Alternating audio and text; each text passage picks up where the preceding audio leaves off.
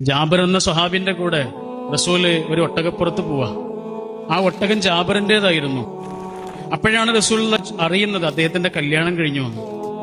ജാബിർ എന്ന റസൂലിന്റെ ഏറ്റവും അടുത്ത സുഹൃത്താ. പക്ഷെ എന്നിട്ടും അദ്ദേഹത്തിന്റെ കല്യാണക്കാരി റസൂൽ അറിഞ്ഞിട്ടില്ലായിരുന്നു കേട്ടോ. റസൂലിന് അതിൽ യാതൊരു പരിഭവം ഉണ്ടായിരുന്നില്ല. റസൂൽ അദ്ദേഹത്തോടൊരു ചോദ്യം ചോദിക്കുന്നുണ്ട്, നിങ്ങളുടെ ഈ ഒട്ടകം വിൽക്കണമെന്ന് ചോദിച്ചു. അപ്പൊ ജാബിർ റളിയല്ലാഹു അൻഹു പറയാം, ഈ ഒട്ടകം എന്തിനാ റസൂലിന്? ഇത് പ്രായമേറെയുള്ളൊരു ഒട്ടകമാണ്.